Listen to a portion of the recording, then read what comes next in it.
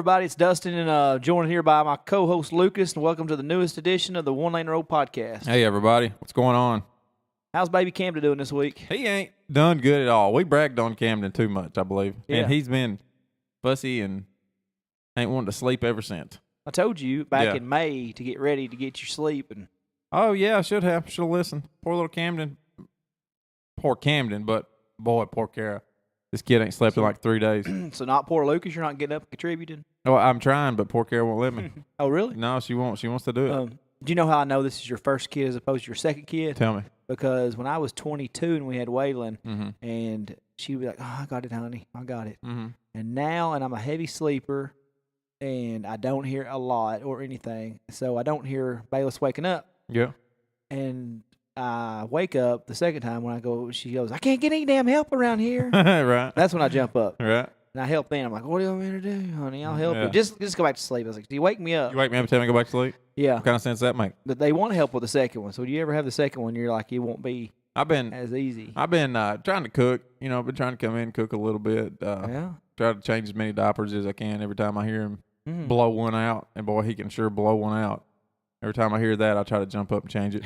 Yeah, But that's good of you. yeah, That's what people don't usually run to. well, you know, I changed the first one out of the hospital. Hey, that one was rough. The black tar come rolling out of there. I didn't know anything about that going to happen. Not this soon. No, right? I didn't know. I thought, what is this? What come out of this kid? That ain't right. Somebody put this one back in. He ain't done baking yet. Oh, Oh, God. God. But I got the first two. And Kara got the first peed all over everything. She got, I went to the cafeteria to get something to eat while she was going to feed him. I thought, I'll be gone 10 minutes, something like that. Come back in. Kara's got this look of horror on her face. I said, what's going on? Is everything okay? She goes, oh, my God, he peed everywhere. He's peed on himself. She said, I tried to block it, and he peed in his face a little bit. She said, this poor kid, he's peed on his clothes, peed on my bed, peed on me. I don't know. Oh, God. He's a pisser. Oh, he is. Is it- This kid's a pisser. Yeah, I kept Bayless quite a bit over the weekend. Lindsay's run into a little bit of a stomach bug. Yeah, I heard that's going around. Yeah, well, he sure hit our house, and I was just like, and Lindsay's not one to brag much, you know. All right. So when things was going on, and he was laid up in bed, and I was taking Bayless here and doing this and up and feed him, and she finally got up after she slept like all day long, you know. And which is, I mean, it's okay to Oh, yeah. do that. then. She got up at 6, and I was like, God, you got such an awesome husband. I said, I'm So a champion. I said, I've fed this kid. I've changed diapers all day. I've bathed this kid. I've got new clothes on him. We're hanging out. And he likes me. You know, I was like, now he's seen you and he's back on the boob. I said, you know, let's just go back to bed. I said, we're doing fine without you. You know what I like doing? I like dressing this kid. I love dressing him. Yeah, you had him looking Yeah. pretty fly last week. Twice now. I've dressed him twice, both times. Like Dad, flannel and blue jeans, throwing in boots. Kid Yeah. looks just like Dad. Yeah. Good look. Except for his head. His head's a lot smaller than mine. And See, I don't think it's going to wind up being near as big as mine. Yeah, well, that is most, a most big benefit people, to him. Most people don't have heads like that. It's not normal. You know this kid's going to wind up being able to buy hats at normal places? Hmm. Yeah.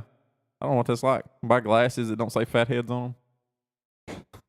I took a picture one time. Remember of my hat? I put your hat on. It was like just fell. And you could put another head inside the Yeah, hat. yeah. I could have had like Kaepernick hair and still had room. Yeah. I dress my kid like me too. He's got footed pajamas. They make those an adult now. I saw them Oh, at yeah? Walmart the other day, but Yeah. they're like cartoon character footed pajamas. Yeah, but you got the butt fold down flap. Yeah, it's all. Do you have any of those when you were little? No. What? No. Won't have the butt that folded down in them? I didn't have that. Yeah, I had footed whatever. pajamas. You didn't have footed Oh, pajamas? no, I had that. I meant the one that had the butt folding down. I think this is going nowhere. It's going nowhere. But Tell me how the radio show go today. well, it was okay. I'm still getting used to the feedback from you on the podcast is one thing. Yeah. And that's what I'm spoiled by and used to Right. is that even if you got like just an awesome good point, then you know, like I know my sports. Mm-hmm. Sometimes I can sit there and rambling these numbers off or what happened, and I'm like, There's nobody to echo it back off of. there's nothing. It's like, okay, is this going over like a fart in church or not? Like, you know, Yeah. what's going on with it? So I'm still getting adjusted. It was show number 4. Had some sports, had some polls that we'll get into in a little bit. Yeah. They actually had double J, Mm-hmm. J-E, double F, J, double R-E, double T, Jeff Jarrett. 30 years in the professional wrestling business. Is he still wrestling or no? Not really. Yeah. He's more of a promoter. What is he now? 75. He just turned 48. Really? He started Boy, when they he get was old 18. quick, don't they? Yeah, Undertaker. How old's Undertaker now? I'd say 52, 53, something like Beat it. that. Looks 70. He Oh, does look yeah. 70. Jeff still looks pretty good, but he come on. He's doing a fundraiser for children with cancer this Saturday good cause. night. Yeah, it's something to get them outdoors. I forget the. You see, I've got it right here in front of me for my notes from the radio show. It's called the Moon Ranch Adventures, which is helps family of children with cancer get outdoors and forget about the doctors and nurses and treatments. Boy, that's something you got to Something. do. Boy, you got to get them being cooped up in that Yeah. hospital, man. They've got to get out. And I mean, it's a really family friendly. Good cause. He said every kid that comes to the door gets a Christmas present. Awesome. Just doing some good stuff. He's I love cheap. people helping people, buddy. Anybody in that area, go check him out. Portland, Tennessee. Bell time's 8:00. But it's kind of funny because I knew I didn't have him long. Mm-hmm. And I want to talk a little bit wrestling with him because there were some of our listeners that Because wanted he's to hear 30 years in wrestling. Yeah, Yeah. But so I typed out a transcript like he would be on our podcast tonight, yeah. like an hour, and that's really the goal I was wanting him. I was like, hey, can you give me 15 on the radio show, then do my podcast with Lucas the following Yeah. the same night, a couple hours later. Never really bid on it, I feel like he was there just because the convenience from Lafayette to Portland. Right.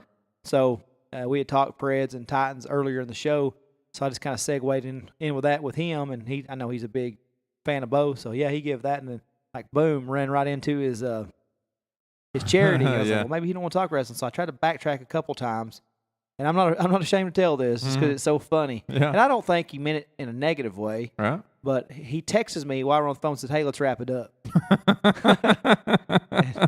I said, hey, Jeff. I said, hey, I hate to have kept you, but appreciate you coming on. You guys check him out while in Portland, And I was like, what in the world? Yeah. So I Thanks, texted him guy. afterward. I said, hey, sorry for rambling. I said, I didn't know how long I had you for. Thanks for calling. He goes, no, it's all good. I appreciate you having me. Well, that's good. Thank you. He might have just been in a hurry then. Yeah, well, he was picking his daughter up for basketball practice while Right. he called. So, he's a normal man with normal life. Everyday really. things going on. He's Right? a Hendersonville boy and just happened to make millions of dollars Yeah. Wrestling. in the male soap opera of the world. It's professional wrestling. So, Right. yeah, he had a great career. So, tell us something good on your end. Man, all I've got this week is work. That's about all I've done. Work and look at that kid. So I've got some good stuff for later on. But another big thing happened to you. I'm not done interviewing you yet, Big Okay, Daddy. well, a lot to talk. Yeah.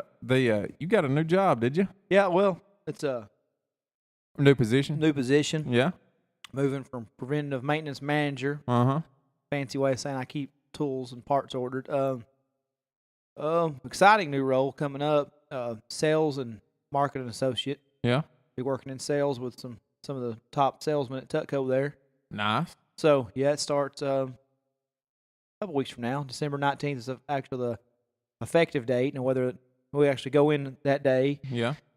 different story. But yeah, it's crazy how you Move quick- around. Yeah, I mean, with the start of the first time when I started there in 2004, it's like, well, my college career is not going too great. Let's have a real job. Right. That's when it comes to the point where you're supposed to like, well, you're not really doing well in college. Let's get you a real job and show you how bad a factory sucks, Yeah. right? Yeah. And then life happened. When about a year after that, life happened, and the little guy back here behind us that, yeah. came along. So you work, Uh-huh. and luckily Tutco's been a good place for me. That they're a lot of people get bitter in jobs at times, and I've been guilty to just fuss about it as much as anybody, but Yeah. why harp on it? Overall, it's a very well run organization. Yeah. It's steady. There's never been times where we've been big layoffs or anything like that. It's been there around for 40-something years. And they obviously like you too if they're promoting you within the organization. Yeah, a pretty important promotion. Yeah. I mean, in all honesty, it's something that don't happen to just anybody off the floor. Right. And I held that kind of pre-shipping role once before, kind of getting everything ready for shipping. Then I moved into the Maintenance to the maintenance as far as ordering parts and stuff like that, to keep the tool crib stocked. And and that's been good. I've been doing that for 2.5 years. Other than 25 pounds I've gained sitting at the desk. Boy, that happens in a hurry, don't it? Oh yeah, well it happens from June 14 to now for sure. I've Uh-huh. gained. I was 225 when I went into that role. So whatever Whatever you are I now. am now. Yeah, we're not telling you people. It doesn't matter. I eat cheeseburger and fries from the Dairy Burger up for us now. But no. Yeah, I've got a good relationship with the COO and the president. And, Yeah. They've been good to me, and I don't look at it the way you can be sucked down by people, you can be pulled down by people, and they've got the office workers, and they've got these big wigs, and they're like, everybody always says, well, you can't talk to those guys, or you're considered a suck up, Right. or whatnot. Yeah. You know what I mean? Yeah, I know. But these guys are pretty cool dudes, and, Yeah. I enjoy talking to them, and so. Lindsay's always like, why do they like you so much? I'm like, I don't know. I ain't figured it out. Same reason everybody else does, honey. Yeah. Got a good personality. Except you and Yeah. your family. Yeah. I don't know why my in-laws and my wife don't like me, but everybody else seems to like me okay.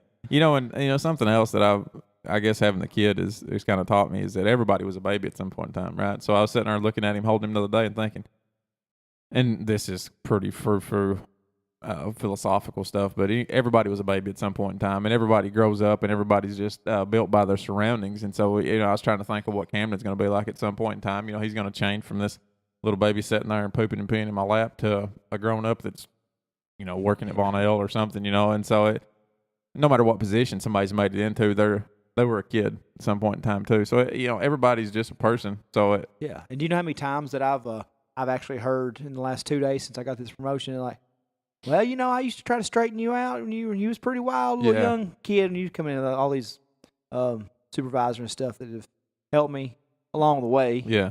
Break me some bad habits and some immature ways. Because, hey, I was there, like I said. From a kid on. I was 20 when I started, you know what I'm saying? So I'm about to turn 33 here in a couple of weeks. And, it's just funny because you go into the mindset like, I'm only here for a year. Why the hell do I care about a 401k? And why do I care if I come in and work, halfway today, but as you get older, you're like, man, this is really important So I look forward to learning the sales project of it. I don't anticipate any traveling from the start with, but I mean that's obviously something that comes with the sales position. So it's fun too doing that traveling stuff. And I've never been on a plane. You've never been on a plane? I know.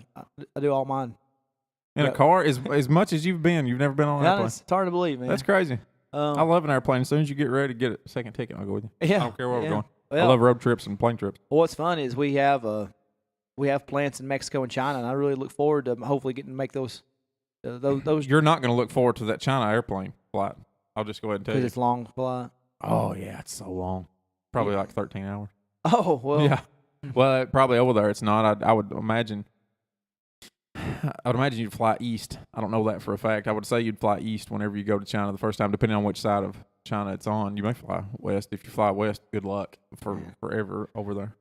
Well, I hope my podcast app's working so I can listen to some One Lane Road podcasts while I'm with Lucas and DK. Cheap plug for our own show that you already listened to. Yeah. Tell your friends. No, I do. I look forward to somewhat of the travel. I don't think I'm like being gone for days at a time, but it's something you'll get used to. And, yeah. Well, good deal. Yeah. Well, pretty. Let's go ahead and take a quick break, and then we'll get back in with some sports talk. You're listening to the One Lane Road podcast with Lucas and DK. After you've downloaded our show, do us a favor. Go back to iTunes or YouTube and leave us a comment or a review. Well, did you get to watch any college football over the last weekend, I guess? Yeah, I've got a buddy who will remain nameless. Yeah.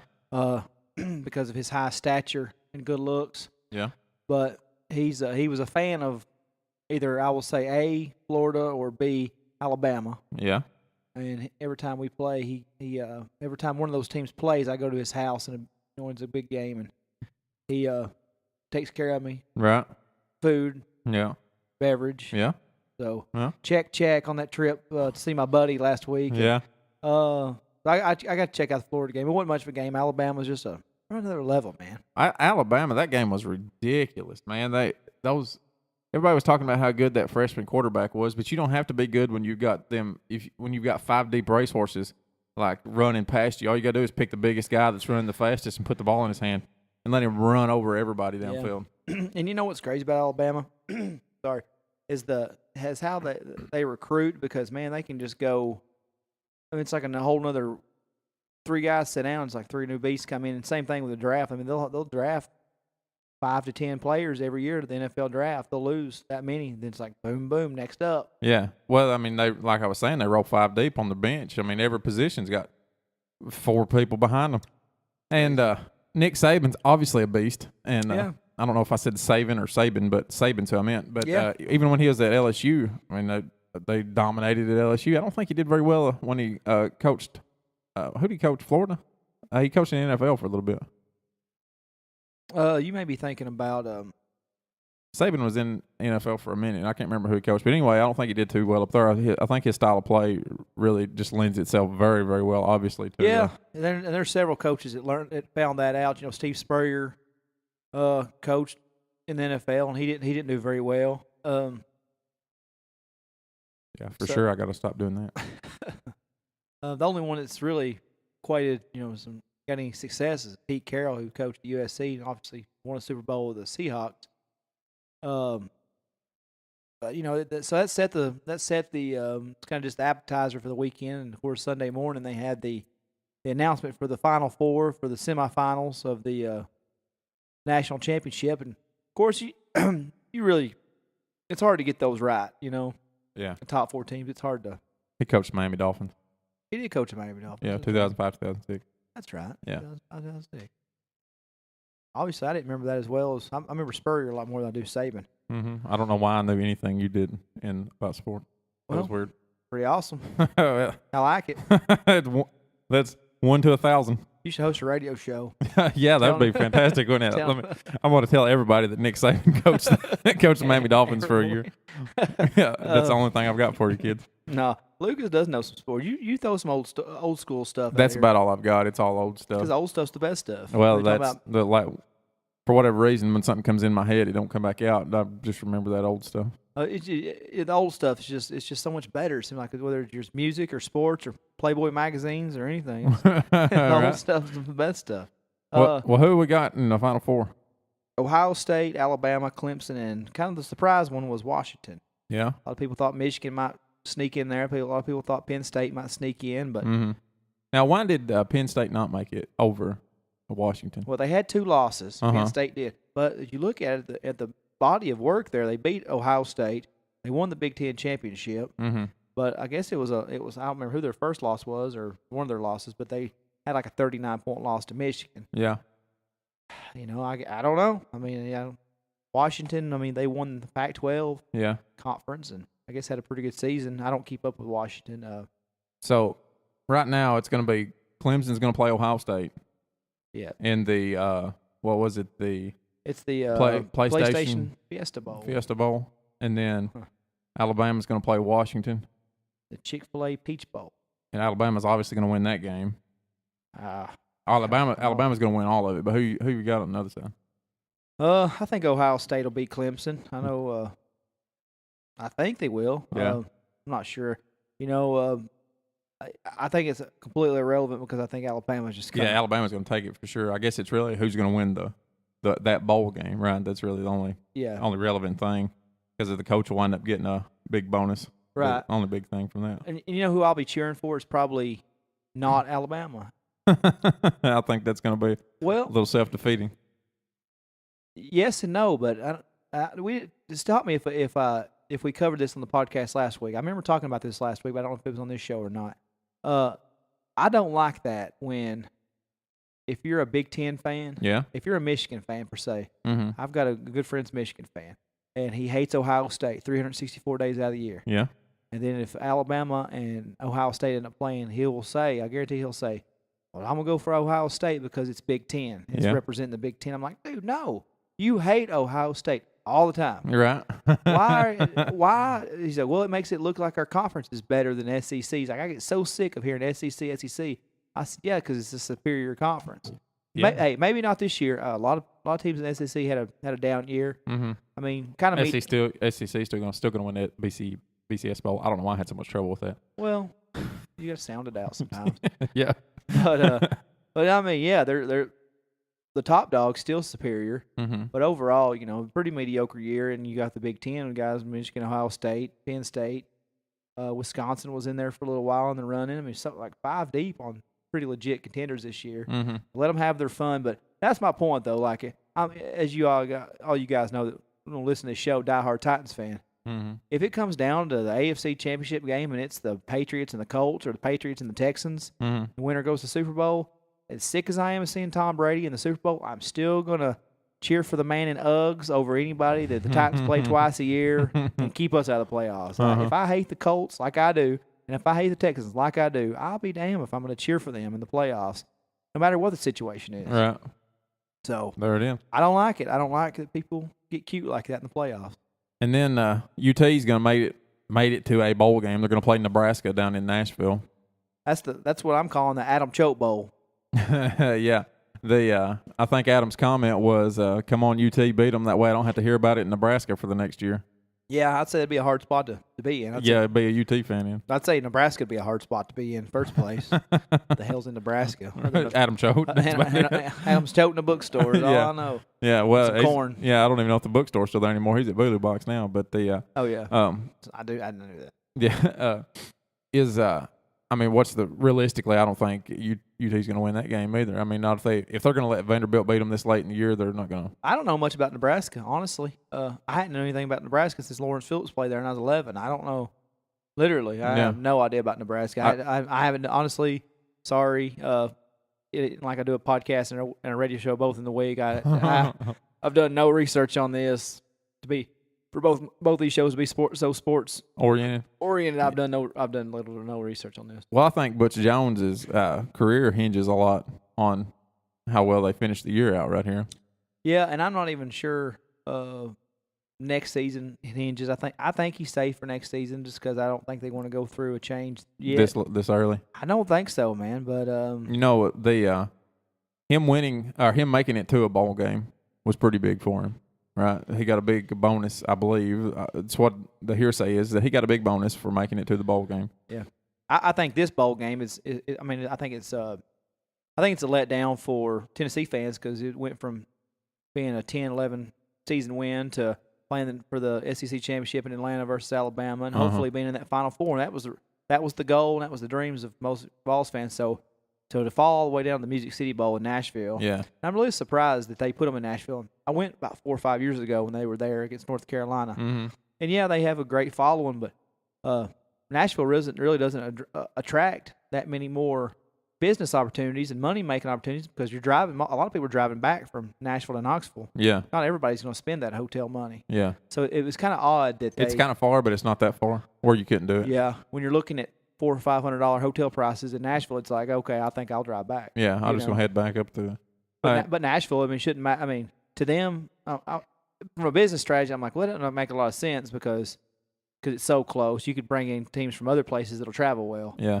Right, and we'll stay all night. But I mean, Nashville's always got something going on. So yeah, the other thing about Nashville is you don't think about college sports in Nashville, really. I mean, Vanderbilt's about the only thing you got going on down there, or is the only college sports you got going on down there. So a lot of people just don't equate Nashville to college sports, really. So I don't.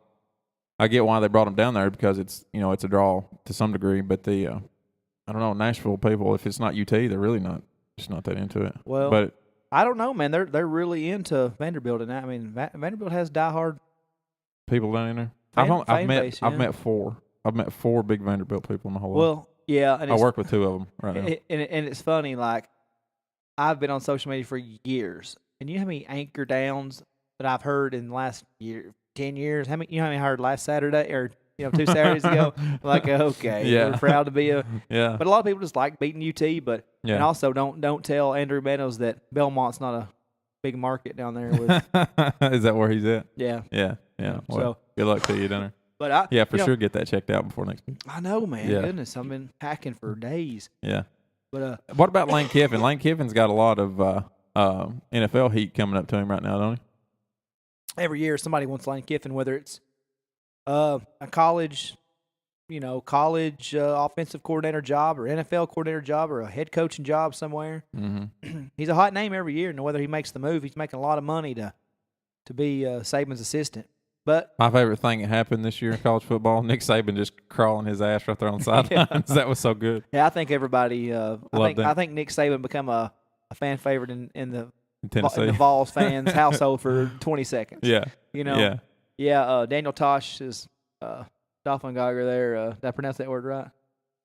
I didn't even. What was The it? Doppelganger. Doppelganger. Yeah. Edit that out. Yeah. Okay. Start from now. Right. Write it down. Yeah. Doppelganger. I never said the word. I just always read it. But for sure, Daniel Tosh is Doppelganger. Lane Kiffin. Yeah. Felt good. Yeah. Yeah, he's gonna be. He's a good coach. He is. I never hated him in UT like everybody else did. I think he got so much hate. Well, one, because wasn't it you that rode an elevator with him? Yeah, he was a dick. Yeah, that's what I was. That speaks a lot about his personality, and then him just up and leaving like he did. That was, yeah, it was his dream job. So I can't hate on the man for leaving for his dream job. But yeah, I think it was in the way he done it after. Yeah, I would say it was more the way he did it instead. I don't hate on anybody for going and doing something that they love, but come on now. After he named his kid Knox. Yeah. and everything. So yeah, he'll be a popular name. So we'll see. We'll see where he ends up. But like I said, it's. I know he wants the success for himself, but getting paid almost $1 million a year and winning a national championship every year, can't be a bad thing. Too bad of a gig. Yeah, you put up jumping in the NFL. You put up a poll about best young quarterback in the NFL this week too. Yeah, it's something I've been seeing online quite a bit, and so I thought I'd give it a chance on Twitter. And Twitter got about 14, 15 votes. All it gets, Twitter never does as much as Facebook. Right. So last night or yesterday, actually, I put it up, and the poll kind of figures how you'd go with. The four options was Marcus Mariota, Titans, Derek Carr, Raiders, Dak Prescott from the Cowboys, and Jameis Winston from the from Tampa. I'm going to guess with our listener fan base, I'm going to go ahead and say that it was Mariota got it. Yeah, and I don't know if that's a combination. Well, it is a combination. I don't know what rate the combination is, but of homer votes, right? But yeah, Marcus took the vote, 44%, Derek Carr 30%, and Dak Prescott 26%. And you can make arguments for all three. All of them hovering around the 3,000-yard mark. Jameis Winston got one vote out of 50, so there you go. We're not going to talk about him. But yeah. Marcus is right there at 3,000, Carr's 3,300, and Prescott's right at 3,000 yards. Both of them over 64% passer rating, touchdowns to interceptions. Listen, Marcus is 25-8, Carr 24-5, and Prescott 19-2. Damn. All of them great passer ratings, and so when you're looking at it, if you got either one of those three on your team, you're probably pretty good. So who was your vote for? I don't know why I yelled that. Hart, Marcus, Head, Derek Carr. All of them. No, Prescott's good. Prescott's really good. He took Tommy Romo's job, while he was hurt there. But and I'm not gonna be one of those haters that say, well, he plays behind the best offensive line in football, which he does, and he's got a top 3 or 4 wide receiver in the NFL, with Dez Bryant. He's got a great tight end, Jason Witten. He's got a great running game with Ezekiel Elliott, the other rookie. But man, if you come in and you only throw 2 interceptions, I don't care if you're a rookie or you're a 10-year vet. If you only throw 2 interceptions, 12 games into your first year there, or any year, that's pretty remarkable. And he's throwing the ball to me. He was like a 3rd or 4th round pick. He wasn't supposed to be the starter this year. So is that your pick, Prescott? No, like I said, Hart, I'm going with Marcus Mariota. Yeah. But Head, I'm going with Derek Carr for now. Just Derek Carr's got one more year than Marcus. Marcus, of course, 2nd year. Yeah. And what's funny, and I laughed at him about 4 or 5 games into the year this year, and 4 games, they're like, man, Marcus is struggling. We shouldn't have picked Marcus. Realistically, since he missed 4 or 5 games last year, he hadn't even completed his first full year. Right. Now, since week 5 of this season, he's putting up numbers only like Tom Brady's matching, And, of course, somebody kind of quipped about, had a quick little comment about it yesterday, but it's true, man. In the red zone, 20 yards to the goal line, he's got 32 career touchdowns and 0 interception. If he gets the ball down there, he's going to score the ball for you. Right. Now, he might turn it over 10 yards far past that. He may throw a pick or a fumble. He's got fumbling issues, but that's probably them freshman hands too, right? Yeah, or sophomore hands. He had an issue with that in college, so maybe he'll work that out. But I'm gonna tell you something, and this is coming from one of the biggest Steve McNair fans you'll find. If Marcus Mariota keeps progressing at this rate, man, you about to say he's gonna be better? Yeah, really, he's gonna be the best quarterback in the franchise history, better than Warren Moon. Bam. Warren Moon, of course, was with the Oilers, but And I love Steve McNair, but Marcus Mariota at 23 years old, whatever he is, 24, he's about to do some real special things if he can stay healthy because our offensive line in Tennessee is solid. Even though DeMarco Murray's got a little tread on the tires, got that big old boy in the backfield with braids. Derrick Henry, ready to come in and play. We got our receiving corps is only going to get better. As soon as we get some corners to, for defense, our corners are a joke. And Marcus is about to do some serious things.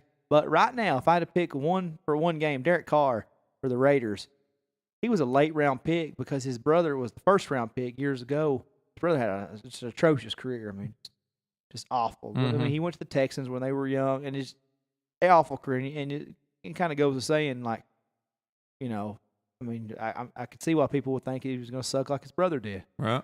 So he got picked late first round, and he's a legit MVP candidate right now.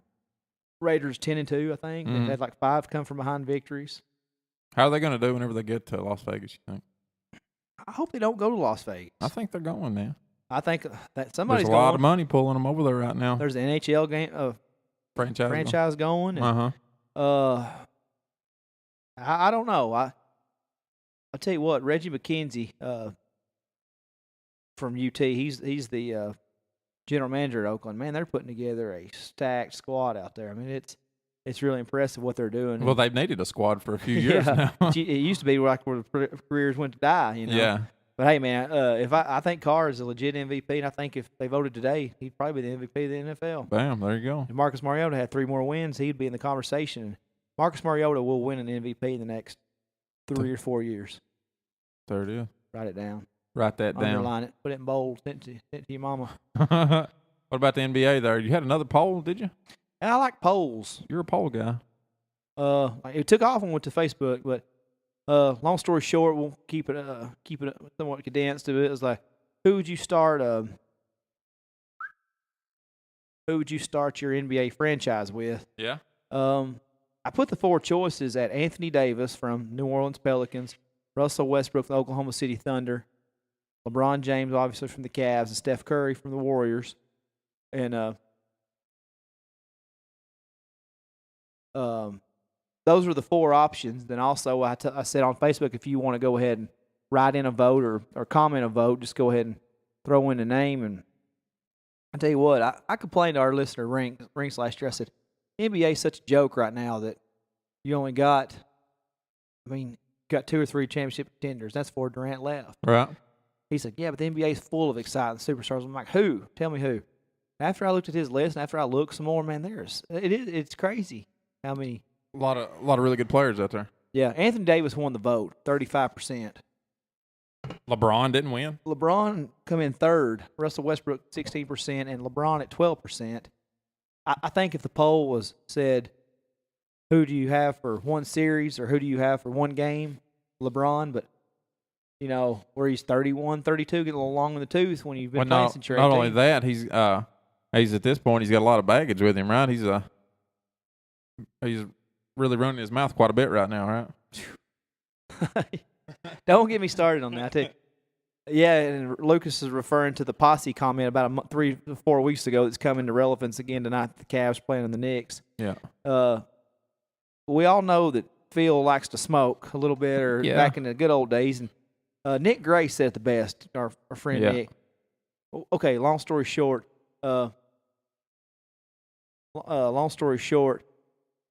He's talking about LeBron and his friend Maverick Carter and other guys that have been LeBron's friends since childhood that LeBron brought up, put in his organization. Now they're agents. They run his enterprise, basically. Right. So Phil says, LeBron and his posse. Yeah. And LeBron took offense to the word posse. He says that no matter what I do in this league, somebody's always hating. He said, I come all this way. He said, I used to respect Phil, but now with a racial undertone, he said, everybody's always wanting to hate because no matter how far you make it, everybody's always going to say just because we're young African-American men. Mm-hmm. I've got 2 comments on that. One, he's not that young anymore. LeBron James may feel young and hard or whatever. And 30's not that old. He ain't that young anymore. No. So, I guess I got 3 comments. 2, Phil Jackson's, like we said before, probably least racist person on the planet, I would think. especially in NBA. And then posse, the word posse has racial undertones. When did Since that happen? when? Since when did that happen? Since a black man said it, I guess. Let's. I can think of some famous posses. Jesse James had a posse. Yep. White man, Jesse. All of them. They used to put posses together to go fight bad guys. So maybe Phil Jackson meant, hey, LeBron's and his guys are going out and fighting crime. Yeah. Maybe that's what he meant. Yeah, the bad guys of the New York Knicks. Yeah, maybe that's what they're doing. I don't know. There's a posse, Alana Carpenter and Sarah Vincent and Sydney Griggs and Lisa J. Arnett. Mm-hmm. They were the posse, all white girls. They call themselves the posse. There it is. It's getting to the point where, look, Phil Jackson has been associated with the NBA for 50 years, whether playing for so many years, coaching Shaq, Kobe, Jordan, Pippen, African Americans. Yeah. And Which had nothing but respect for him, so I doubt whether he did anything who still would go to bat for him. Yeah, I doubt he did anything to them to come off as racist. So Mr. Center of Attention all of a sudden, because, we live in 2016 and this is LeBron's, everything has got to be about LeBron. Yeah. Because LeBron wants to be Muhammad Ali and Jim Brown so bad. Yeah. He knows he's never going to be Michael Jordan on the court. He's never going to be Michael Jordan in endorsements. Yeah. So what's the one category Michael Jordan never done was fight.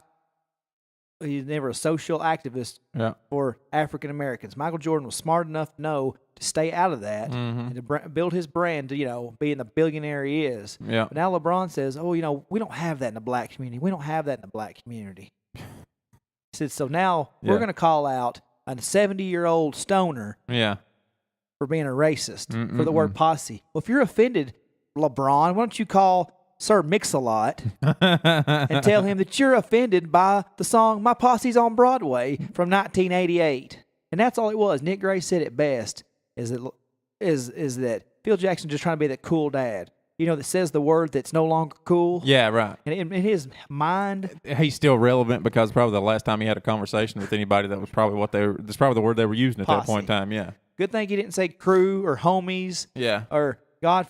I'm gonna stop myself from what I was gonna say, but it's just funny the double standard world that we live in.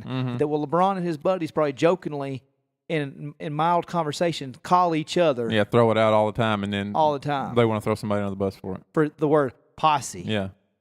To say that I'm a little sick and tired of LeBron and his drama and his center of attention media circus. Understatement of the day. Year. I just. It baffles me that he determines. Since when did all this become such a racial world that nobody can take a joke in?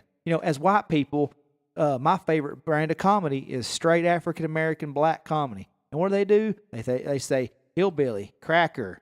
And I couldn't care less. I don't care. I laugh. Yeah. I would rather watch black comedy over white comedy any day. But you know what they do? They got that.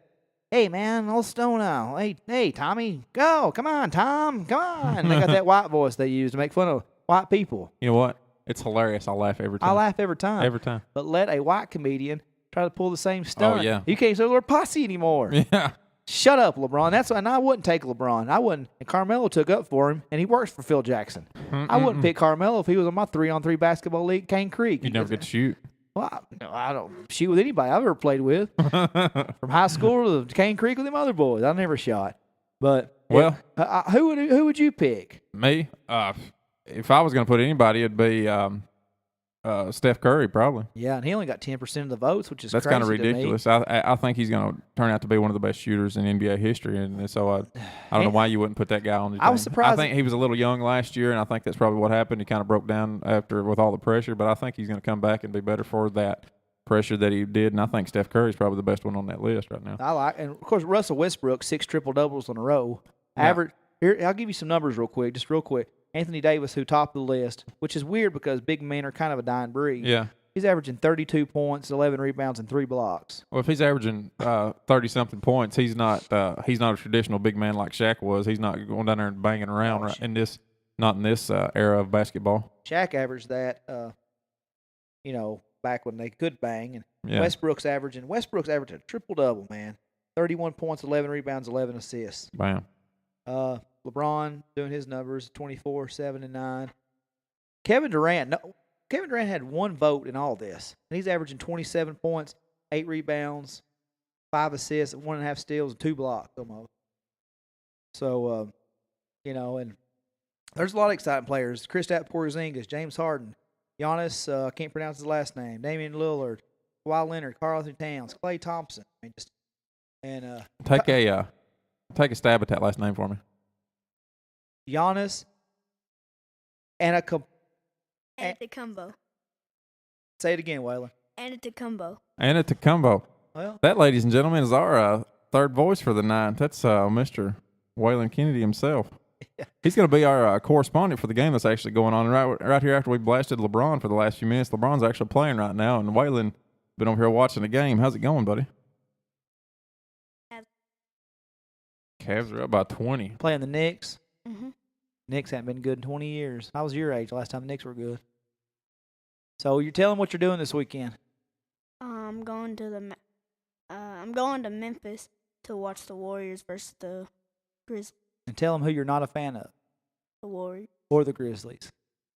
Why are you going to a game where you're not a fan of either thing? because he got the tickets for Oh. the Christmas present. Oh, okay. I thought he liked the Warriors, but he's like every other kid in 10 and 11 years old that they act like they like the Warriors once upon a time until they got to be the cool thing. Yeah. Now everybody's like, oh, I hate the Warriors.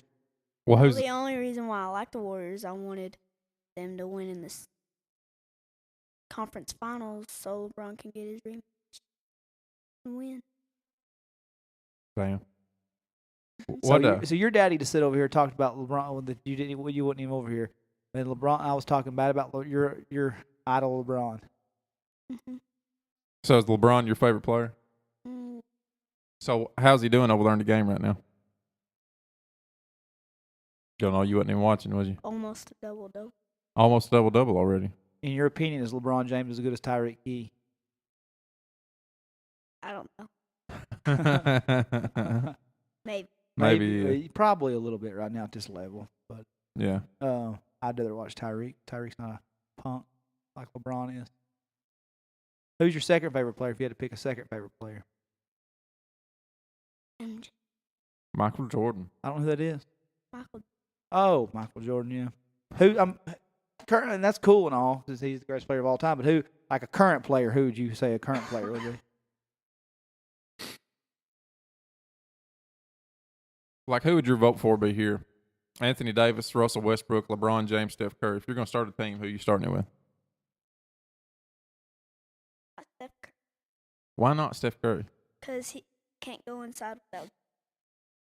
Well, he's like 5'2". Why would he go He's inside? like 6'3". He can shoot from the half court line. Why would you even go inside?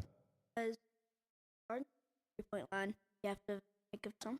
You just back up 10 feet and shoot the ball in their face. So all those floaters that he's hit at about a 60% rate in his career goes out the window, completely irrelevant because LeBron James blocked him twice in the finals. More than twice. Really? Yeah. Really? Yeah. Really? Okay, then Like Bob. LeBron James, Russell Westbrook, or Anthony Davis? Little bit. It's because you've never seen Anthony Davis play much. You know who my pick is? Karl Anthony Towns. He's gonna be bad boy. You got anything else for us? No. You got anything else for us? I'll talk. All you do Yeah. is talk. You want to do a bottle flip challenge right here? No, I don't. You want to dab real quick? Nope. Nope. No dabbing. No bottle flipping. There's another challenge going on. What is it?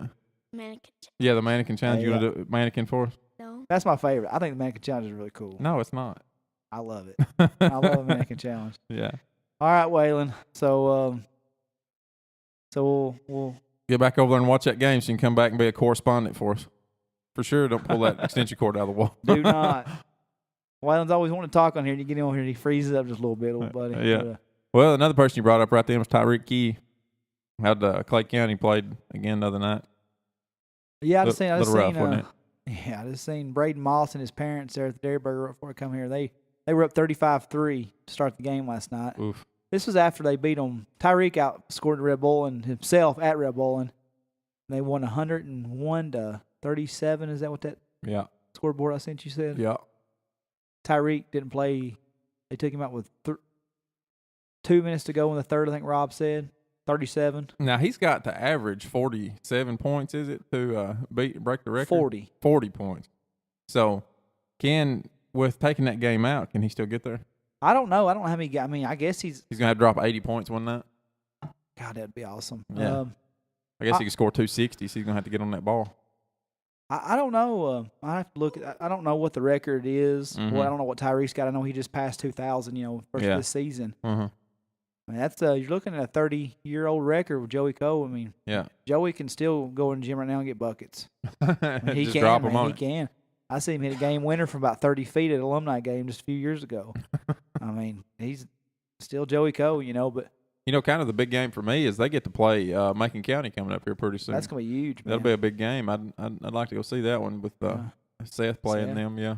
Yeah, it's weird because I was looking on Coach T for my research for my show today, and Salina lost to Livingston by 3 points for the game of the first game of the season, Mm-hmm. and Macon County beat Livingston by 30 points. Ooh. Macon County could have the Yeah, they game on their hands here, huh? Yeah, they could. Yeah. I heard that they're really streaky. Livingston's really streaky, so we'll see which one. Who came out to play? I can't wait to see Macon County. We'll have to go over there to Yeah, check watch that that one one. out. So, we didn't even bring up like Klay Thompson for Golden State. I forgot to mention like when you talk about Tyreek getting hot. Klay scored 60 points in 29 minutes Oh. and didn't play the fourth quarter. He scored more than 2 points per minute. That was the second best rate in history since Wilt Chamberlain's 100-point game. That's crazy. I don't know if it's the second best rate, but they put it in. That's pretty high. because Kobe had 81 10 years ago. Yeah, and how many minutes? I don't know, but Probably the whole game. Kobe's had a game where he scored 62 through three quarters and didn't play the fourth, and it's kind of what Klay done. Man, They that's said crazy. and man, I hope I'm not getting this number wrong. It's the same one I put on my radio show. Is that he had the ball in his hand a total of like 78 seconds and scored 60. Gosh, somebody. It's like He's it's it's just touching his fingers and he's just moving to shoot. nut. That's all he's doing. I hope to find that game on. I didn't watch it Yeah. because they played late anyway. Yeah. On the West Coast, so I certainly didn't get to watch any of it. But Well, that's a crazy streak right there, buddy. Well, what else we got for sports? well, let's About wraps it up for NFL and NBA. yeah, just about. I don't want to. We talked enough about the NFL. The Titans are on a bye week. Yeah. Game at Denver this week. The AFC South, which is basically the only way Titans can get in the playoffs. 3-way tie: Colts, Texans, Titans. Mm-hmm. Each have 4 games left. We have Denver this week, Kansas City next. Then we finish with Jacksonville and Houston. Hey, they control their own destiny basically until it comes down to a tiebreaker. Of course, they're 1-3 in the division. They've both got losses to the Colts Mm-hmm. and the Texans. So those could come back to haunt them if they're in a tiebreaker come the end of the season. And last game of the year is at home versus Houston. It could have the division very well could be on the line. There it is. Hope our So- boys do good. Anyway, we'll take a break, get off the sports, and come back with all your stuff. Yep. Hey guys, this is Dustin. Check me out every Wednesday at 4:15 on Country 102 FM. It's 102.1 on your radio dial for Sports Talk with DK. You can also listen to the show by logging on to the WLCT.com website. Call-ins are welcome, and that line is 615-666-3000. All right, guys, we're back. Hey, I don't know if you watched any of these videos that's popped up crazy this week, like the kangaroo getting punched in the face. No, huh? There's a crazy video out here. The guy's dog has gotten put in a vicious headlock by a kangaroo. So they're out on a boar hunt out in obviously Australia, but they so the dog's run off and he's found a kangaroo and he runs over to the kangaroo and the kangaroo throws this dog in a headlock and the guy who owns the dog takes offense to it. Obviously, look right here. Watch him run over. Dog trying to get away. He squares up on this kangaroo bam! Pop that kangaroo and then look at him. That kangaroo don't know what to do. The dog just running around. Watch it again. This guy runs out, and it's a small kangaroo. It's like a 5 foot tall kangaroo. Yeah, look at him. Bam! Get some. What's up, Kid Dynamite? Look at him. He didn't know what Is to that do. real? Yeah, that was for sure real. And this poor fella has been getting death threats and stuff from people about animal cruelty. And this, people in Australia are saying how bad it was. Neither one of them knew what to do. The kangaroo, him, neither one after he punches him in the face. Neither one of them knew what was happening. He just stared at the kangaroo like, well, I guess he's going to take that and not fight me back. And he just turns around and runs off. Well, but what are you supposed to do when a kangaroo squares up on you? I don't know. You're supposed to For sure, don't punch him. Don't get close enough to punch. Don't get close enough to punch the But it kangaroo. worked though. Yeah, it did work. And me being a dog guy myself, I can see why he didn't want the kangaroo. I don't know if you've ever seen these things, but kangaroos have got some vicious claws, and they're Not as cute as everybody. they're not thinks as they cute as everybody thinks they are. And he jumps when one of them things rears back on its tail and rips its guts out. He'd have been done. That dog would have been done. But anyway, don't let your dog run out and get a hold of a kangaroo. are. That's pretty hilarious. It almost looked. It was so. Yeah, it don't look real, does it? Who runs up and punches a kangaroo? That kangaroo is as concerned as the guy was. Like, what just happened? I don't know. I don't know what I was doing. What was I doing? Then I seen this other crazy video, and I'm deathly scared of snakes. Me too. I hate them. I hate snakes. Look at this iguana. This poor little iguana. Look at all that. Oh. Mm-mm. Iguana. Nuh-uh. Look at all of them. What are there? Probably 6 right there. 6 snakes right there. Yeah. This iguana's sitting just by itself. Sitting out here in the rocks. Snake creeping up on him. He's just not moving. Emergence of marine iguana hatchings. Probably better turn it down a little bit. That iguana just sitting there. He's just trying not to get seen by that snake. Yeah. It's not How long is that iguana look? 4 foot long. probably tail and all. Snake's just creeping by him. Is he gonna make it past this snake? I don't know. Yeah, that snake's fine. Oh God. Look at that thing. It's that the creepiest. Well, snakes are creepy anyway, but that snake is extra creepy. If anybody want to watch this, iguana chased by snakes, Planet Earth 2 Island, BBC One. But look behind the snake now. I look behind the iguana now. There's another snake man. creeping up on Oh, him. it's a different one. That's a The different one that snake. just went by. See ya. So iguana's out of there. But now look in the background. Look at all this. Oh God. I've never seen an iguana move that fast. Yeah, I would be too. Never seen one run. Look at all these snakes coming out everywhere. These are, I don't know if these rocks are breeding snakes or what's going on there, but I've never seen so many snakes in my Oh life. my God. They're everywhere. And they are after that iguana. Oh my God, he got him. He got him. He's dead. But there's like 3 snakes on him. Like, how many snakes? There's like 4 now. God almighty. It's They're on him. They got him. They got him. They got him. Nope. Nope. He's gone. Look at him running. He is running for his life right now. This is ridiculous. Look at these snakes chasing him up these rocks. Oh my God, they're jumping at him. Look at it, jump at him. It's like a He's a movie running scene. for his life. Is this real too? Yes, this is real. I don't know watch. I don't know watch enough. Look at him. animal- Look at him. He's jumping holes trying to get away from these things. Looks like a squirrel running up a tree. As fast as hard as he can. A squirrel just getting chased by a He got bobcat. away. He got away. I'm going to have nightmares about A that. miraculous escape. Miraculous escape. That is the truth right there. Miraculous. I don't watch escape. enough. I need to turn off ESPN every now and then. Turn on some BBC. Hey, that's what happens in real life right there. These snakes don't care if you're triggered by anything. They're going to eat you. Man, where was that at, man? This was Like you said that. you Like remember back like 10 or 15 years ago, they put out this thing called Planet Earth, and they just went out through there and just everything on the planet Earth, just neat stuff. This is Planet Earth 2, like 10 or 15 years later. They've took the last 10 years and just been collecting video footage or whatever. So this is from that. I wonder where in the world it's from. I mean, where. Like The only reason I want to know where that's at is so I don't ever mess up and go there. I am either, man. I don't If you did Castaway, I mean, if you Tom Hanks did onto that island, you are messed up. Yeah, I agree. God, like Yeah. you said, it looked like the rocks is breeding snakes. They were just pouring out of there. If you hate snakes as much as I do, I hate to say this, go watch that video because that'll solidify your Ugh. being terrified of snakes. That was awful. I So- hate 'em. So I drifted off and took a little cat nap earlier, and I just woke up. Snakes. You posted another random video on your Instagram the other day. It wasn't a video; it was actually just a screenshot of one of my favorite JCVD. Jean-Claude Van Damme. JCVD, buddy. I happened upon this. If anybody's got Amazon Prime, you got an Amazon Fire Stick, you need to look up Jean-Claude Van Johnson on this thing. He has come back and made a little, I guess it was an hour long. I don't know. I was so wrapped up in it. It felt like it just lasted about 5 minutes. But the entire thing's him spoofing his own career. Which is, I mean, it's like It's hilarious. Jean-Claude Van Damme reminds me like of Billy Ray Cyrus. And Yeah. They were both humongous acts. in the late 80s, early 90s. Then like they're just Then gone. then just they're gone, and it's kind of like you still appreciate them, but they're almost just a parody of themselves, which is exactly what this is. That's exactly what he did. He parodied himself the entire time, man. He he was talking about one of the things he hated was the guy. Nobody knows his name. He was setting out a thing and he said, "I'm retired, but I'm not retired like Nicolas Cage." And that guy goes, "Oh man, I thought you were Nicolas Cage."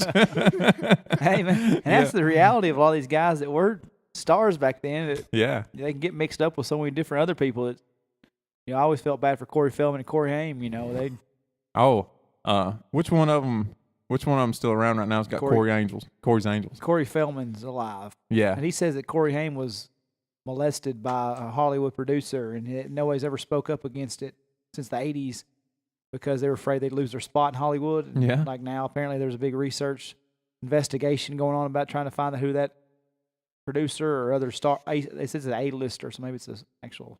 Huh. Who knows? I've just been watching some stuff on that here lately. Just 'cause That's pretty wild. Have you seen his Corey's Angels where he walks Nah. around with those chicks he pays to be around him whenever he's on TV? No, he disgusts me kind of. He's putting he's got some creep vibes for sure. He's have you seen his he's putting out a CD. He's Yeah. a singer or something now. I've It's seen awful. his- He's not good. Yeah, his singing reminds me of my stand-up comedy. Terrible. Not good. Started off good, Yeah. went south quick. This in that John Claude Van Johnson, man, he was how it was really unrealistic every time Jean Claude Van Damme would come up and fight a bunch of people. 1-on-7. Yeah, he'd be 1-on-7, but they'd just come in one at a time. Yeah. And so he comes up to for sure stop chewing your gum into the microphone. He would come up and there was like a group of 10 or 12 people out there that was about to attack him, and they went, whoa, whoa, whoa, whoa, whoa, whoa, whoa.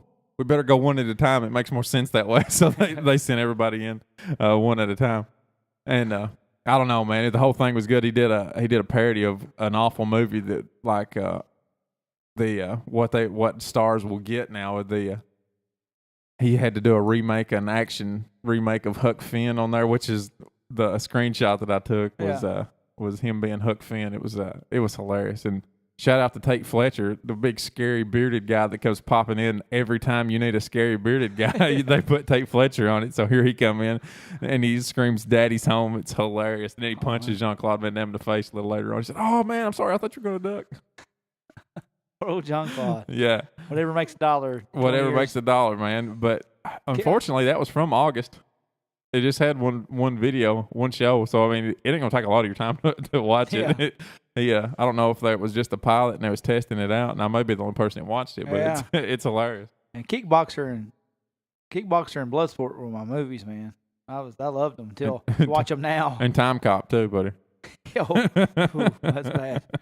That was bad. A lot of those shows don't hold up. You know what makes them not hold up is all these MMA fighters now. When you can sit there and watch people that, when they get into real fights and see what it's really supposed to look like, boy, it's rough to go back and watch some of your old favorite. Some 80s movies hold up, man. Like, I mean, Lethal Weapon kind of holds up. I Die Hard. I watched all 4 Lethal Weapons in the last week on Thanksgiving weekend. Die Hard, Roadhouse. I still enjoy watching Roadhouse. Days of Thunder. Yeah. Boy, anything's got fighting in it just don't hold up. No, it don't. Even old boxing. Back then it looked like Mortal Kombat, and like today it looks like Shaq Fu. Yeah, It doesn't hold the test of time. No, it didn't hold up. Or while we're talking fighting and stuff, a couple of big stories that come out over the course of the last couple of weeks that I hadn't touched on is one, Chris Cyborg. Have you heard of Cyborg? Yeah, I have. She's the toughest woman in MMA, hands down. You kill anybody except for maybe Gabby Garcia. Gabby Garcia's 280 pounds walking around. She's a monster. Oh. But I mean, in realistic terms of what the women fighters are going to be out there, she's it, man. She wanted to come into the UFC and fight Ronda Rousey. Cyborg probably walks around north of 150. She's a big girl. She's a real big girl. She's muscled up. You go out and look at her. She's, shredded muscle at 152. She couldn't make the weight. She said, I can't get down there to fight her. They offered her a catch weight fight. They said, fight at 140. She couldn't get down there. She couldn't get down to 140. She wants to fight at 145. That's her class, and everybody's gave the UFC flack for months and even a couple years now over the fact that they won't give her a shot at anybody. They won't build a division around her. What comes out? Dana White talks on his UFC Unfiltered podcast. He's offered her 2 fights. She's turned them both down. 2 title shots. What for? She said that the last time she cut weight, so again, we're saying 145 is where they've offered her these fights, and she's saying she can't. The last time she cut weight down to 140 or whatever it was, it about killed her. She wound up in the hospital. Her blood was so thick where she was dehydrated that they couldn't even draw her blood, this and that. She can't make weight without the proper amount of time. She wants 12 weeks to do it. Okay. They offered her one fight that was 8 weeks out. She said that camp was too short. She couldn't get down to 145 at that point in time. You can't lose 5 or 10 pounds in that amount of weeks. I mean, there's guys out there that lose, 20 pounds in a day. Yeah. So I don't know what her deal was, but the other one was they offered her 10 weeks out and still didn't do it. Now, if she's drew a line in the sand and just not willing to cross it, I mean, I get it from that point of view, but stop telling everybody that they won't give you an opportunity. When they've given you 2 opportunities, stop telling everybody. She's a little bit of a headache anyway, from what I've gathered. Yeah, she is. Speaking of headache, Cyborg the guy, did you see his headache? Michael Venom Page. Michael Venom Page fought that Cyborg and crushed his skull in. Yeah, that was pretty rough. But anyway, that was kind of a big story. Everybody's been on UFC's back over not giving her an opportunity, and she's turning them down. Well, is that even a hot of a matchup? Would that still be a hot matchup? Well, it would have been if Holly Holm. One of the fights would have been Holly Holm, which is the girl who head kicked Ronda Rousey's head off until she lost the very next time. And then she got choked out and went out punching, which was kind of neat. Speaking of, the girl who wound up beating Holly Holm, Misha Tate, retired after the last UFC. Oh, really? Yeah, she's out, which is good for her. She's getting out with all of her mental faculties, but that's she's out and retired. The other big news coming out of the UFC right now is the MMAA, the Mixed Martial Arts Athletic Association. So there's been a lot of talk over the fighters not getting their fair cut, not getting as much money as they needed, not being taken care of after they get done, then putting all of their time and effort and their lives, into mixed martial arts and just not getting paid. I mean, you hear about people getting $2,000 to go out there and fight on a UFC pay-per-view card, or $8,000, and then if you win, you get another $8,000. I mean, that's $16,000 for 3-4 months worth of getting your head kicked off and then going out there and them making millions of dollars on these pay-per-views. Yeah, not only God knows what those tickets sell for to be there live. Then you're looking at $60 per pay-per-view rate, and it's just and then them selling out them huge arenas. I mean, when they get a big name, they get a Conor McGregor on there. They do 1.6 million pay-per-view sales, and that's crazy. Just making crazy money. So Tim Kennedy, T.J. Dillashaw, Cain Velasquez, Cowboy Cerrone, and I feel like there's one more I'm leaving out. But anyway, those guys have got Pierre. Oh yeah, George St. Pierre, which is probably one of the bigger names that's on there. Not some of those other guys. Cowboy is getting a lot bigger name. T.J. Dillashaw has had a lot of talk about him over the last few years. So and Cain Velasquez is one of the best heavyweight fighters of all time in the top 5 fighters heavyweight of all time. So there's some huge names out there. And so what they've done is they've got together and put a little board together. And so they're trying to start a fighters union. I don't know how many people's all signed up right now, but what they're asking for is 50% of the pay-per-views. Not happening. They're asking for long-term benefits. Not happening. And they're asking for people that used to be in the UFC to get taken care of. Not happening. No. Probably none of that's happening. After WME and IMG has bought this thing, they've got this. They just spent $4 billion on it. They're not about to give up all their money right here. Especially after they got to pay back whatever kind of loan that was. I'll tell you in terms of this. I'll relate this to terms that I know, and that's people trying to get the WWE for the same thing, and as early this year. Oh, UFC's in the same they're Sports entertainment. They're independent contractors. Yeah. That's how they're. That's the other contract written up, same as WWE or any form of professional wrestling.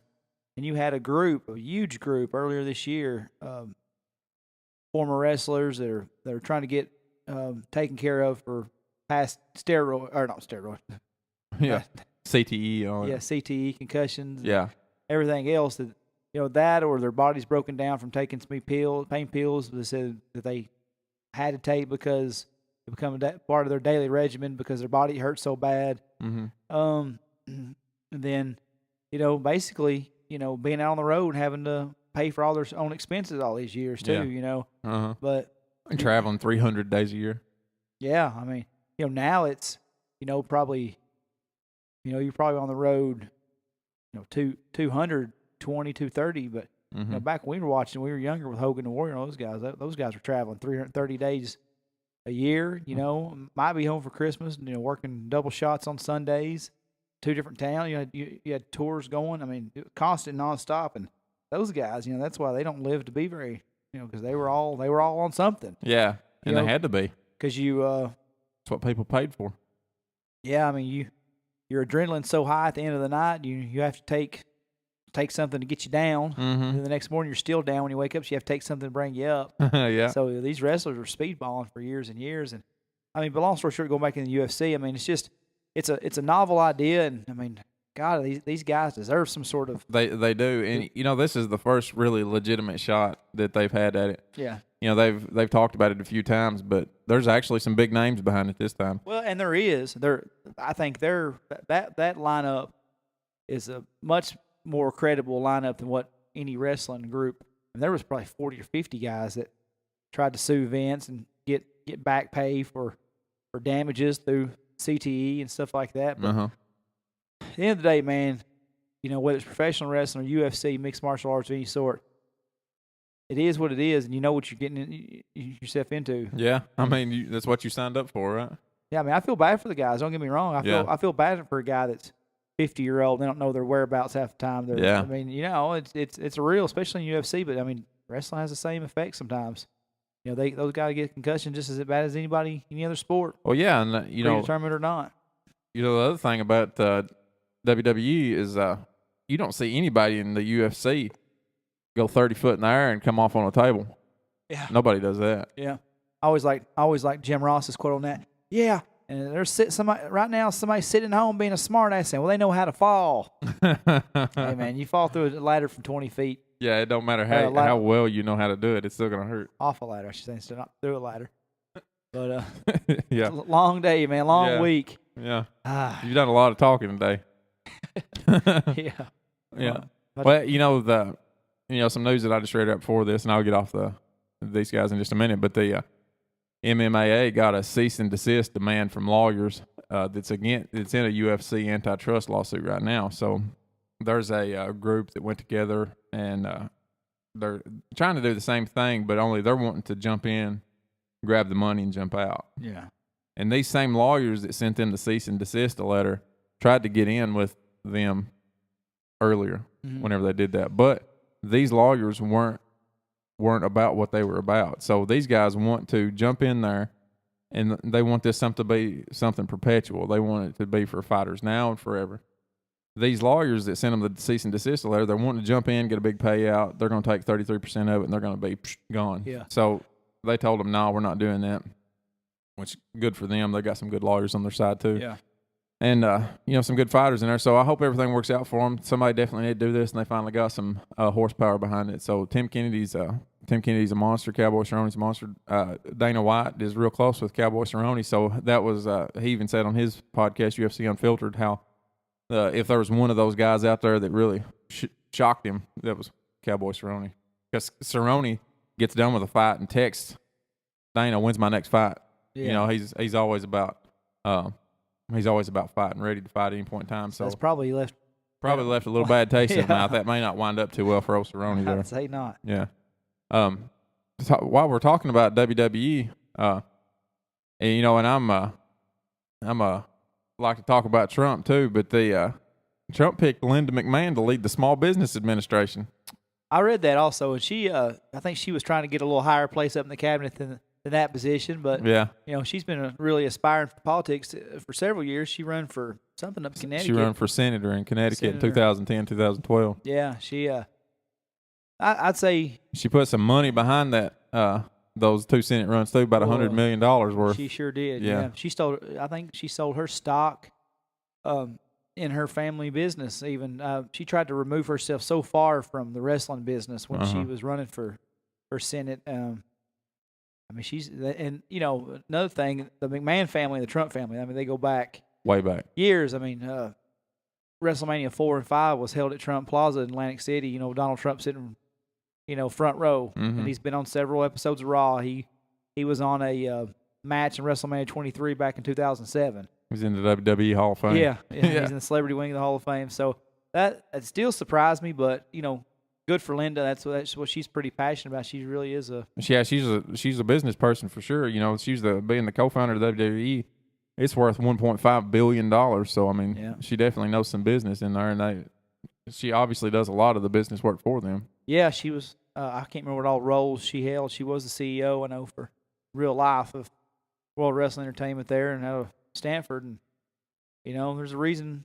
Well, I was about to say Vince kept her around. Before the stories I've heard about Vince, it's her keeping him around. Maybe too expensive to lose her at this point. Right. But I mean, Trump's putting together a pretty impressive staff. I know you're pretty excited about some of these additions. Yeah, there's another one he's put in this week's John Kelly as Secretary of Homeland Security. He's another retired 4-star Marine general. I mean, he is stacking that cabinet. Yeah. With some, I mean, if anybody's ever been for the military and for police and everybody, it's Donald Trump, man. Yeah. He's for him. I don't know if you've seen the videos of him. I'm get kind of stuck on politics sometimes, so I was watching Donald Trump videos and him going out, and he had a police escort, and he got off before he ever got in his car, man. He walked straight off the plane, walked over there and shook every one of them's hand, told them how much he appreciated their help and everything. And you talk about some people that's proud to have a leader in there that's got their back, and they've got his back. Not the Muslims' back. Yeah. Don't get me off on that. I didn't have anything for Mattis either. I don't have anything for Mattis on here, but I have seen a lot of Marine videos over the course of the last few days, and they are so pumped about Mattis being in there. They can just feel those reins getting looser. The Marines are getting ready to go.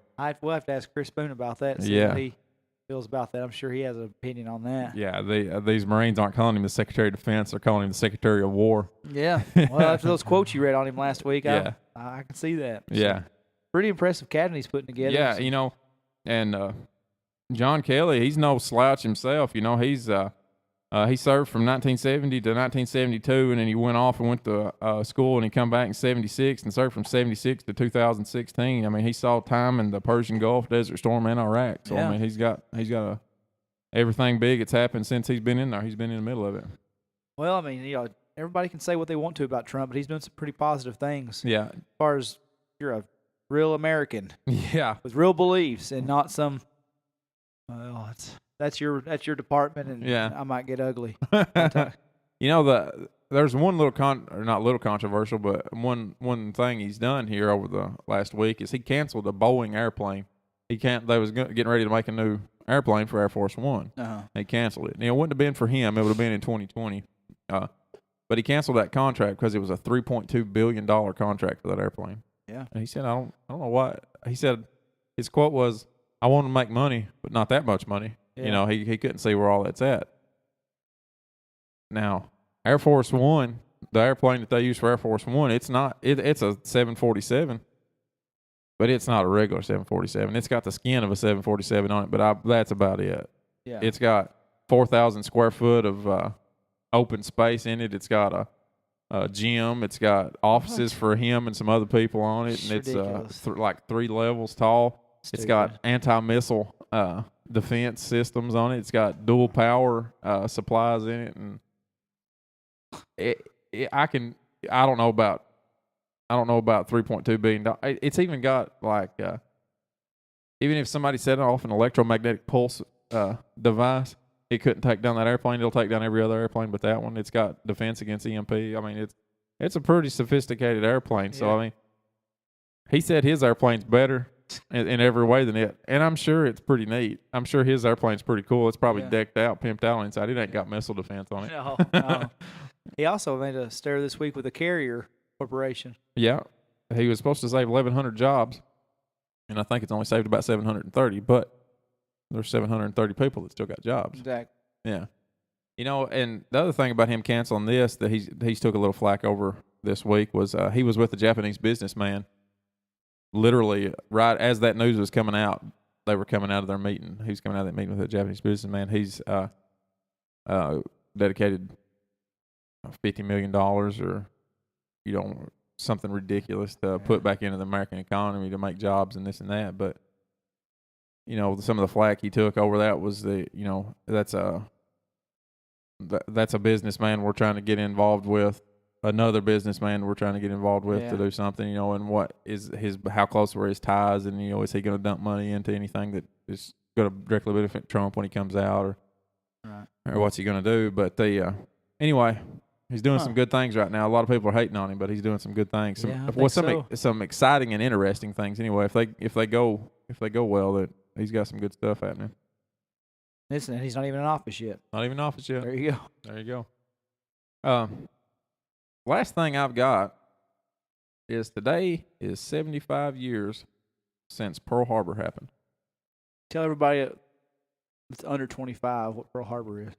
Pearl Harbor happened on Where they born? Pearl Harbor happened on December 7th, 1941, 75 years ago. It's when Imperial Japan actually attacked Pearl Harbor. They sneak attacked Pearl Harbor, which wasn't unprecedented for Japan at the time, doing some sneak attack stuff. They hadn't declared war on the United States yet. Yeah. And they come in and attack them. That day, Japan killed 2,403 people at Pearl Harbor and wounded another 1,178 of our people. Obviously some of those died too.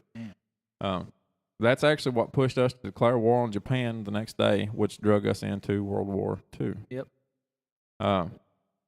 Whenever we declared war on the 8th, that pushed Italy and Germany to declare war on the United States on the 11th. And the reason they had to go ahead and declare war on us was because that they had signed an agreement, and I'm not even going to try to pronounce the name of it, but it's a pact between the three of them that if any one of them went into war, or UK or us did anything against any one of them, they would all go to war with us. Yeah. And so as soon as they declared, actually the day that we declared war on the 8th, UK had went ahead 9 hours before we actually signed the declaration of war. They went ahead and had signed one too, and they declared war on Japan, Germany, and Italy, or on Japan, because they had said that as soon as anybody, they were one of our allies, and they said as soon as anybody has a military something against the United States, they were going to go to war with them. So they were just fulfilling their thing. So just like to keep in mind all those people, the significance of the day. Our fighters are out there for us. That was something that was huge at the time. It was a big one-day thing, sneak attack. People weren't expecting it. They sunk like five of our naval carriers. Raised all of them but one, USS Arizona, still didn't get raised. So they left it down there. The other four went on into battle later on in World War II.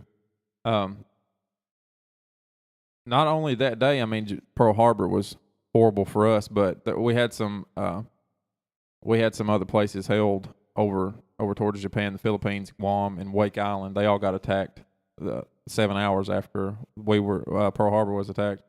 And then UK had some islands that get attacked too. Malaya, Singapore, and Hong Kong, they all got attacked the same day too. Those were British-held islands. So Japan, it wasn't just Pearl Harbor, but Pearl Harbor was the only one that nobody was ready for, and that was the first one to come to our soil like that, or some of our soil, and start some stuff like that in a long time anyway. Waylon was talking about that earlier today. He said today's the anniversary of Pearl Harbor, so it's kind of, a lot fresher on his mind than it was mine. Right.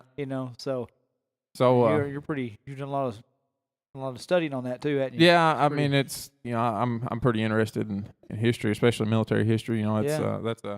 That's a big one, and I didn't know anywhere near the in-depth. Well, what you just went with that. I think a lot about the military guys, and the job that they're actually doing for us, and the ability for us to be able to do something like we're doing. We're just sitting around and BSing talking into a computer right now, and Yeah. and the only reason we can do that, and we don't have to strap on a weapon and go over there and fight anybody, is because there's all these guys that do that for us. So, Yep. Thank you to all of our military out there. We're thinking about you, and all the families. There's still some survivors out there from Pearl Harbor, and still some families that are touched by that. So our thoughts and prayers are with all those people that have the family out there, and all of our military and everybody. Absolutely. So, well, that's what I got for the week. I have heard my mouth and my voice all As I much can as hear you can take. today. I've heard it for an hour, and I've heard it for an hour and 20 minutes. So Yeah. that's probably much a wrap for me this week also. So Well, everybody, we thank you for listening. Don't forget to go out there, and after you download this, go out there and like us, comment, review, give us a thumbs up, thumbs down, whatever you can do. But that all just pushes us up the charts. And if y'all like this stuff, we'd sure appreciate the help out there. yeah, well, all reviews are appreciated, and get their subscriptions up. We gained a few new subscribers the last few weeks. And Yeah. appreciate that. So just keep telling your friends about us and spread Share the us out word. through there. Thanks, everybody. See you. Hey guys, make sure to check us out on social media by liking our page on Facebook, the One Lane Road Podcast. Follow us on Twitter at OLR Podcast, as well as our individual pages, LG Hickman 21 and DRE Kennedy _83. We're also on Instagram at OLR Podcast, as well as individual pages there as well, LG Hickman and DRE Kennedy 83.